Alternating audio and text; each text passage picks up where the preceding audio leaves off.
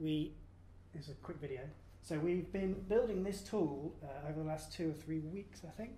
So it's a very early stage prototype. As you can see, it's a bit rough. This is actually a character that we're using from another prototype that we're building, which is a game, but we used it for this. So I think the import process from this character was about 5 minutes, maybe 4 minutes. So you can import any character into our little tool that we're developing.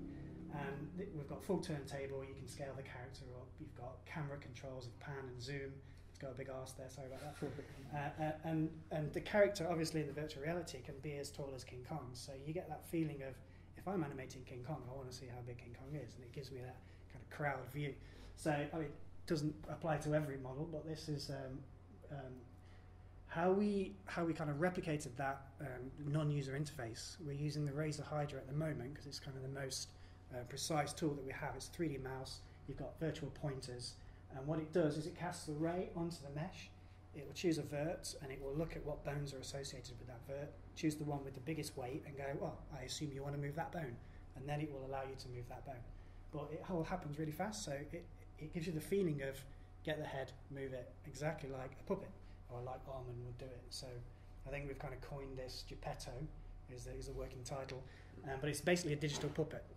It's got rudimentary animation tools at the moment, which you'll probably see at the end of the video, but essentially it's about immediate feedback and that sense of presence, and if you have a go in a minute, you'll be able to see what I mean, but it's very different animating a character that you're kind of at eye level with, or even at groin level with earlier. So it just feels different, and it feels more fun, it feels more immediate, and I don't know, as an animator, you need to get into the character to be able to animate it properly. So it's an emotional kind of response that you get as well as a physical one. So I mean, it's a very early stage prototype, as you see, but we're finding it quite interesting. And hopefully, if you have a go, you'll be able to get some kind of feedback and see for yourself. So I think if VR really is going to take off the way people say it is, and you have VR films and VR games, people are going to need to work in VR environments. And, we've been doing, when we're developing the experiences we do, if we're using Unity, for example, as a game engine, you're having to build in a 2D environment, and then you have to either build it or run it with it. You put the headset on, you go, right, that's not right, I've got to change that. You take it off, and it's a real gap. And I think hopefully, we're building our own tools because we want to be able to have that immediacy. I want to be able to work in VR all the time, so that if I'm producing VR content, I should be producing in VR. It just makes sense. The fact that you feel like you're there, you're removing those barriers of abstraction that you've got with the mice, and that you've got with the screen, and that you've got with trying to learn a user interface that you're not familiar with, or even the $5,000 price tag that it comes with buying top-end animation software. So, I mean, this is as I mentioned, it's a very early prototype. Oh, there's the animation tool, by the way. So as you move it, it can create keyframes at the top, and you can just fast forward through the... Well, talking of $5,000 animation software, the next stage for this is we're going to get into Maya.